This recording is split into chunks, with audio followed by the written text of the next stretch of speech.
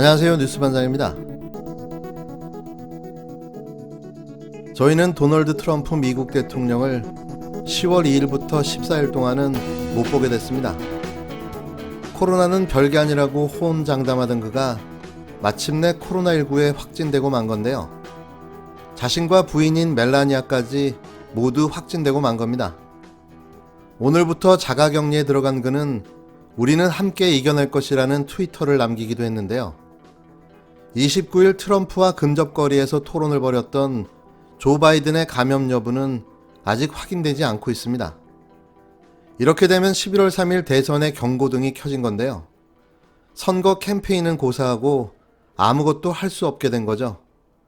과연 트럼프가 어떤 전략으로 나올지 더욱 궁금해지는데요.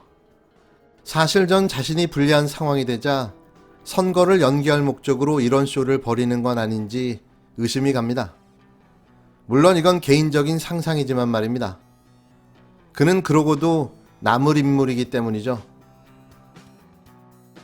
우리는 지금 힘듭니다. 우리는 많이 지쳐 있습니다. 저는 옛날에 역사책을 보던 제가 살아오는 동안에 왕이나 대통령이 국민 때문에 목숨을 걸었다는 사람은 한 사람도 본 적이 없습니다. 이 나라를 누가 지켰냐 하면 바로 오늘 여러분들이 이 나라를 지켰습니다. 여러분 생각해 보십시오. 유관순 누나, 또 진주의 농계 윤봉길 의사시죠. 안중근 열사, 뭐 이런 분들 모두가 다 보통 우리 국민이었습니다. 여러분은 IMF 때도 이 세계가 깜짝 놀랐지 않습니까? 집에 있는 금붙이 다 꺼내가지고 팔고 나라를 위해서. 국민이 힘이 있으면 위정자들이 생길 수가 없습니다. 무대 공연만을 고집해오던 가수 나훈아가 15년 만에 TV에 출연했습니다.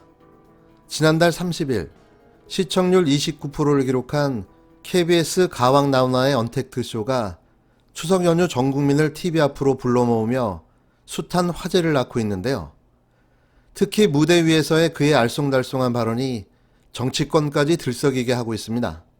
살아오는 동안 왕이나 대통령이 국민 때문에 목숨을 걸었다는 사람은 한 사람도 본 적이 없다거나 국민이 힘이 있으면 위정자들이 생길 수 없다는 발언이 회자되고 있는데요. 나훈아의 발언 의도와는 관계없이 당명을 비슷하게 고친 국민의힘이 한껏 고무된 모습입니다. 추석 민심의 촉각을 곤두세운 정치권이 기민하게 반응할 수밖에 없는데요. 또 KBS가 국민을 위한 방송이 돼야 한다고 지적하는 등 정치적 해석 여지가 있는 몇몇 발언을 내놓기도 했습니다. 방송이 끝나고 연 이틀째 국민의힘은 나훈아를 영웅으로 치켜세우며 나훈아 파리에 열을 올리고 있는데요. 일개 연예인의 발언이 이토록 중요한지는 미처 몰랐습니다. 원희룡 제주지사를 시작으로 장제원, 박대출, 조수진, 김수민 등 국힘당 전현직 의원들의 나훈아 사랑이 눈물겨웠는데요. 하다하다 별짓을 다 한다는 생각이 들게 합니다.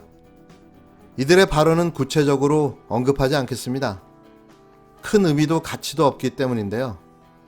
궁금하신 분들은 다소 불편하시더라도 검색해서 찾아봐 주셨으면 합니다. 설령 그의 발언이 정치적이라고 해도 그건 개인의 자기 주장의 표현일 뿐인데요. 그가 특정인을 위정자로 지칭하거나 정부를 통칭해서 비판한들 그건 개인의 자유인 거죠. 국힘당은 또 침소봉대하며 이걸 정쟁의 소재로 사용하고 있는데요. 그리고 이런 오해의 소지가 있는 편향적 발언을 편집 없이 내보내 논란을 만든 KBS에 분명한 문제가 있다는 점 꼭 지적하고 싶습니다. 우연하게도 오늘은 정치와 연관된 연예계 뉴스만 전해드리게 되는데요. 최근 논란이 확산되고 있는 탁재훈의 해외 원정 도박 의혹을 계획적으로 폭로하며 탁재훈을 저격한 정황들이 확인되고 있습니다. 탁재훈의 해외 원정 도박 의혹의 진실을 확인하는 일도 중요하지만 누가, 왜, 어떤 의도로 이 시점에 이런 사실을 폭로했는지도 궁금한데요.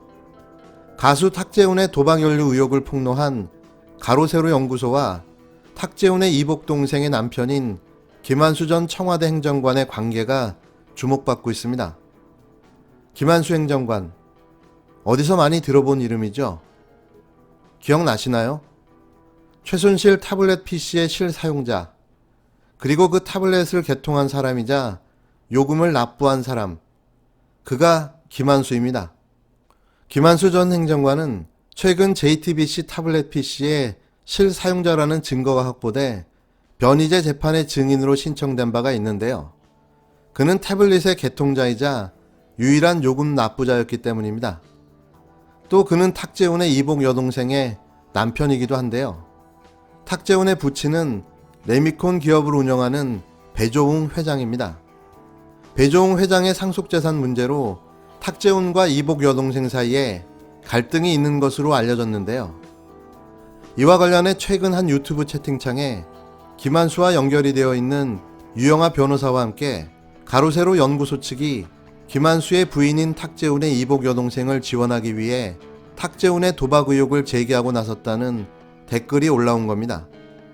실제 가로세로 연구소는 기업과 집안의 재산 문제에 개입한 전례가 있는데요. 최태원 SK 회장과 부인 노소영 씨의 이혼 소송에 적극 개입해 노골적으로 노 씨의 편을 들기도 했습니다.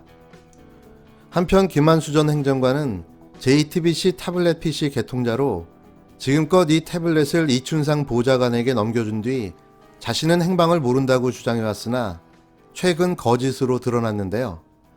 김 전 행정관은 2012년 11월 27일 그간 밀려있던 태블렛 요금을 자신의 개인 신용카드로 납부하고 2분 뒤에 당시 대선 캠프 홍보용으로 사용한 증거가 발견된 바가 있습니다. 루머로만 떠들던 내용이 진실로 확인되어 가고 있는데요.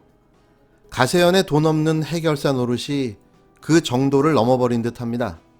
사회 정의 구현을 위한 폭로나 다중의 이익을 지키기 위한 목적의 선의의 폭로라면 그나마 조금이라도 이해할 텐데요. 한 가족의 상속재산 문제에 영향을 줄 목적으로 이런 폭로를 했다면 그건 지탄을 받아야 할 일이죠. 물론 해외 원정 도박을 했다면 그 또한 처벌을 받아야 될 행위이지만 말입니다.